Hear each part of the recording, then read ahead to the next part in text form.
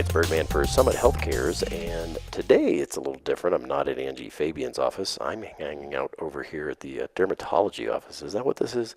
It's actually Dr. Olak's office, the plastic surgery office, and I work with him And in you work with him dermatology. in Yeah. dermatology, okay. And Yeah. it's Katrina. Nice to meet you. What's your last name again? Lynch. Lynch. Okay, Katrina Lynch. And what is your full title here at Summit? I am a dermatology physician assistant. Okay. And what exactly does that mean to me I mean, in dermatology, I get skin, right? Correct. So what do you do sort of like day to day here at the hospital? So on a daily basis, my day pretty much consists of doing a lot of skin exams, full body skin exams, checking for not only skin cancer, but eczema, psoriasis. Honestly, when I'm doing a skin exam, I'm checking for anything out of the ordinary and talking about that, and also explaining things that are normal that patients may not know what they are. So educating the patients as well. Ah, very cool. So now when I think about skin, now this month is skin awareness, right? Or skin cancer awareness month, is that? Correct. It's Melanoma Awareness Month. Melanoma awareness, okay. And is Yes. that the technical term for skin cancer, or is melanoma different, is a subsect of skin cancer? Correct. Melanoma is a type of skin cancer. The most common three that people are familiar with are basal cell, which is the most common skin cancer in the world, and then squamous cell, which is the second most common, and then melanoma, which is the third. And there are other forms of skin cancer, but they are not as common. Okay. The moment I think of skin cancer, the first thing that comes to mind is my mother slathering me in a whole lot of sunscreen. Good for her. Okay, yeah, Yeah. well, she was a nurse, and then in training down in the valley, I think I was white every morning because I would start in just Well, the that's nose and great. ears, and yeah, and Not many people did that. not a really tan guy all the time. They laugh at me about being white, but I feel better that way for some reason. I don't know. Well, you're luckier that way. Cool. So talk to me about the dangers and what people need to be aware of, and is that the biggest danger, being out in the sun? Well, obviously, we can't avoid the sun.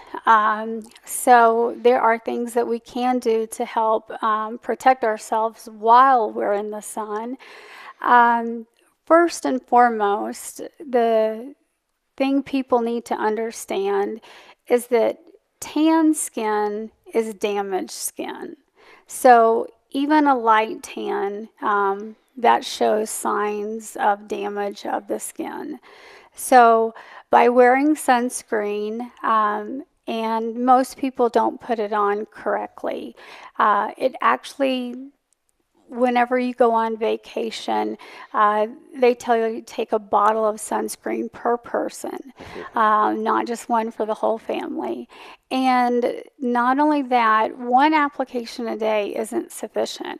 You actually have to reapply sunscreen about every 80 minutes while you're in the sun. And if you're sweating or swimming, it's every 40 minutes. So if you're not doing that, then you're not getting the benefits of sunscreen. And then on top of that, the majority of people don't apply the correct amount of sunscreen. They usually will use, maybe a teaspoon for a body surface area, when in fact they need to use a shot glass size full of sunscreen for a body surface area. Well, that's pretty crazy. Now, help me understand, because there are like a bazillion sunscreens out there. And Correct. I mean, they get the water ones, they get this one, they get the kids ones, they get that. And then of course there's like 35, 45, 55, Mm-hmm. 116, I don't know, whatever. I'm making that one up, but I've always sort of used the 35 and then I slather myself, like I said, but I use it again and again and again. Now, is that better, or is 50 better, and then the other confusion I have is the spray on stuff versus the tube stuff that's the paste. Well, honestly, well, let's talk about the SPF first. Okay. So most people recommend an SPF of 15 to 30. And honestly, when you think of SPF 15 versus an SPF of 30, you think if you use the 30, you're getting double the protection, when in fact you're not. You may be getting about, say, 95% protection with a 15, and going to a 30, you're getting about 97% protection.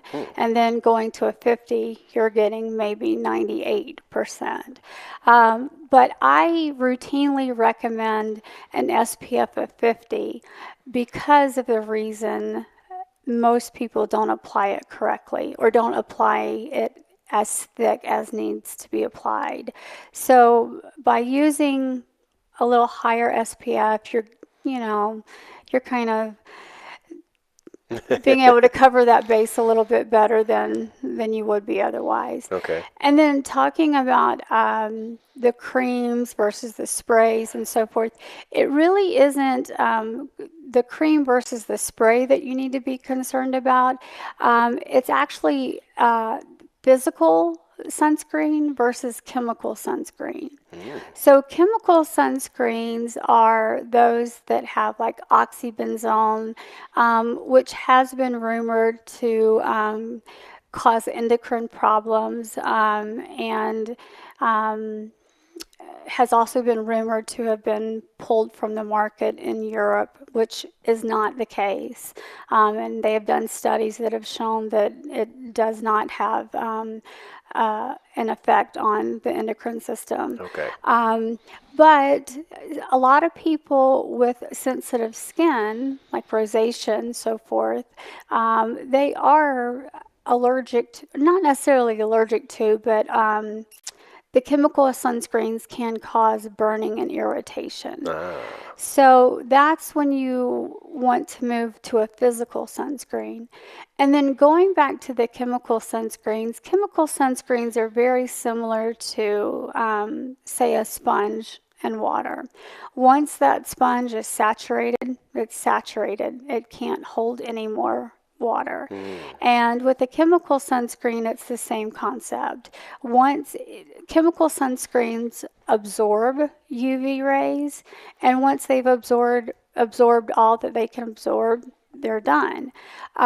Physical sunscreens are the titanium dioxide and the zinc oxide, like Desitin, the white across your nose. The zinc stuff? Exactly. Okay. So those are very elegantly made now so that they're not white and pasty when you put them on. Some of them even come tinted. They come in a powder formulation, so you can put them on over, not you, but over makeup, because honestly, what woman do you know that wears makeup and takes it off every 80 minutes to reapply her sunscreen and then put her makeup back on? So there are sunscreens that are, in a powder formulation. And frankly, my preference is the physical sunscreen, Right. because physical sunscreens actually reflect the sun's rays, and you have a little bit of wiggle room with those. Okay. Now let's talk about the thing that seems comical to me. People they go to the beach, they go to a pool, and they slather on their sunscreen, and then they lay out. Right. Isn't that sort of detrimental to the whole process of? It is. Okay. Particularly with the chemical sunscreens. They need to be applied at least 15 to 30 minutes prior Oh, wow. to going out into the sun.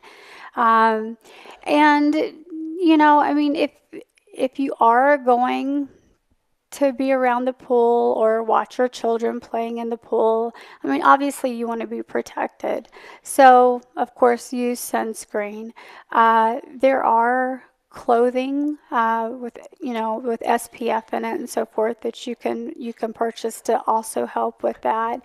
But definitely, if you're going to be in the pool or around the pool, you want to be using that sunscreen. It's funny that you talk about the clothing because we went on cruises this year, and to me, a cruise is nothing but it's a little speck sitting on a great big reflector because you're sitting in the middle of the water, in Exactly. water. And my daughter is a fish, so she loves to be in the pool nonstop. So instead of worrying too much about reapplying, I simply got her one of the rash guard covers that covers, all the way down to the bottom of her hands, Hmm. the whole body and everything. And she was in the pool the whole time and had no burns or anything like that. And that's a great option. And there are a lot of companies now that not only make um, swimming, suits and gear and so forth for children, but also make them for adults as well. Hmm. So, Very cool. um, and a big new trend is like golf sleeves and running sleeves and so forth, and you can find those on Amazon. Very cool. Awesome. Now, let's talk about usually everybody pivots off of this and they're going, "Well, I don't go out and I don't suntan. I don't go out in the sun and but I do it the safe way. I do it in a tanning bed." Uh-oh. Absolutely We're in not. trouble, huh? Tanning beds are not at all safe. In 2009, tanning beds, well, yes, tanning beds in general um, were ruled as being a carcinogen. And a carcinogen is anything known to cause cancer, such as cigarettes. Wow. And amazingly enough, there are more tanning beds in the United States than there are McDonald's and Starbucks combined. Wow. And fortunately, many states are now banning the use of tanning beds for anyone under the age of 18, which is fantastic because statistics show that early use of tanning beds increases your risk of developing melanoma by 75%. No, how many times do you have to actually use a tanning bed to have that increased risk? One time. And Just then just once? just once. And then Oh, each time you use it, in addition to that, that statistic goes up. wow. Yeah, because I think we'd mentioned before that before we started recording Hmm. that I'd seen like people use it maybe once, twice, three times in a year or ever, Right. and then I know people that use it like three times a week. So those three times a week are just dramatically increasing the risk. Significantly. Wow. Yes. And you know, a lot of people talk about, well, I'm just doing it pre-vacation for a base tan. And that in itself also causes, a risk. It causes that 75%. But studies have shown that that base tan that you get from the tanning bed really only gives you an SPF of about 3. So would that be like going out and punching yourself in the arm to pre-bruise it so that if Correct. somebody really smacks it, they can break it? Yeah, Exactly. so basically you're pre-damaging yourself to go damage yourself. Exactly. Okay. So me being the guy that's sitting there with the hat and covered with the towel, I feel stupid, but I'm kind of probably doing better for myself. Is that Oh, what you're you're saying? doing great. Okay, I'm very cool. proud of you. Yeah, and my kids are the ones running around covered up. Okay. Excellent. But they get to play all day and they have fun and they don't end up crying for the next 3 days because they have Exactly. sunburns. And they'll thank you later in life because not only, do the UV rays increase the risk of skin cancer, uh, we know that 90% of the signs of aging are directly attributable to the UV rays. Yeah. So your daughter especially will thank you when she's in her 50s and she looks like she's in her 20s. Well, maybe that's why I look young, being in my 50s. Haha. So, anyways, we talk about beauty and things like that. Dermatology. We're here to plastic surgery. Alabaster skin, white skin used to Hmm. be the beauty trend, Oh, absolutely. and then we shifted toward the whole tanning and everything. Do you think maybe to shift back toward appreciating alabaster skin would be a good thing? I think if you look closely, there is a trend in that direction. Hollywood tends to be the leader as far as the concept of beauty goes. And you look at actresses like Angelina Jolie, um, Nicole Kidman, and they're very, Hmm. light complected. And I think that that is, that's great. That's a great sign. And it's showing, our youth that lighter skin, is the better way to go. If you think about it, from a historical perspective, even like medieval times, the the royalty would go so far as to use rice powder to make their skin look as white as possible because that was considered beauty. And those people who worked in the fields who had the tans, were considered not as Hmm. beautiful. So So I wanted to bring that up because I know that somebody out there is going, oh, they're just talking about white people. And I want to mention that because we live in Arizona. We've got a lot of different nationalities here. We've got a lot of people that naturally have different skin color. Some are darker, and obviously really dark. I lived in the South, and there were very dark individuals there mhm. naturally occurring. But misnomer, they can get melanoma, and they can do that all from sun damage as well, can't they? Absolutely. 1 in 5 people in America will develop a skin cancer, not necessarily melanoma, but a skin cancer. And I just read a statistic that the Hispanic culture has caught up with the white culture, and as far as the number of melanomas that are occurring each year. So even though they are more olive complected, they are still at an increased risk of developing melanoma. And unfortunately, African American individuals, um, their greatest tendency to develop skin cancer is actually on their hands and their soles, which are called acral melanomas, and those are very aggressive melanomas. So no one is exempt from developing melanoma. Okay. What else do we need to talk about concerning melanoma and awareness to it? Or did we cover, did we get most of it? We did, but I really, really want to drive home the point that tanning beds are terrible. Um, they really came into vogue because that, Bain de Soleil look back in the 90s and the copper tone tan and so forth, was considered the ideal of beauty.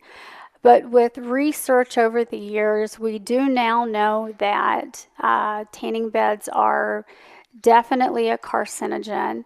And as we were briefly speaking about this earlier, we know for a fact that tanning beds cause more cancer than smoking causes lung cancer. And we know for a fact that there is a direct correlation between cigarettes and lung cancer. And we now know that there is a direct correlation between the use of tanning beds and skin cancer, and specifically melanoma. Uh, UVA rays are the ones that penetrate most deep into the skin, and they are the ones that cause the most DNA damage. And tanning beds are concentrated UVA rays, Hmm. which is why you don't burn because UVB rays are your burning rays. UVA rays are your aging rays. That's why you can lie in a tanning bed for 4 or 5 minutes and develop that tan over time and not burn. But that's what causes that increased risk in melanoma over time. So short-term beauty, you think, but long-term damage to aging to what you're going to look like and definite possibility for cancer. Definite possibility risk of cancer. Unfortunately, in the United States, and the statistics are increasing, but right now, 1 person per hour in the United States dies of melanoma. Oh my. So is there a safe way to get that bronze look? Are the coloring things and the oils and the lotions that they have that are they're bronzers, I guess they call those, are those safe at all, or do they still have their own inherent risks? Well, as far as we know at this point, they they are considered safe, certainly safer than going out and getting a tan. If I were going to do it, I would do one of the organic spray Mm, tans.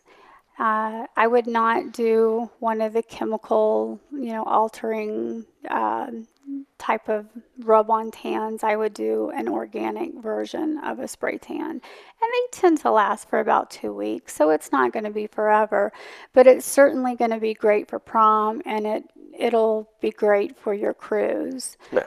Okay, cool. Or you can opt the vampire look that I go for. So Exactly, which is what I go for as well. awesome. Anything else that you want to add that we didn't cover or that you want to mention to people? I just really want to stress to all of the teenage females out there that you're not doing yourself any favor whatsoever by basking in the sun by the pool or lying in the tanning beds. You're actually creating significant damage that could potentially kill you. And not only that, it'll age you significantly. And if you want to continue to look young and beautiful, the best way to do that is to stay out of the sun and wear your sunscreen on a regular basis. Very good. Once again, Katrina Leach here over at Lynch. Lynch. Jeez, Lynch. That's We okay. got enough leeches in Sholo, don't we? Yeah, Katrina Lynch over here at Dr. Olak's office. I want to thank you very much for your time. Appreciate it. I'm Birdman, and want to remind everyone out there that here at Summit Healthcare is we want to make sure that you keep healthy.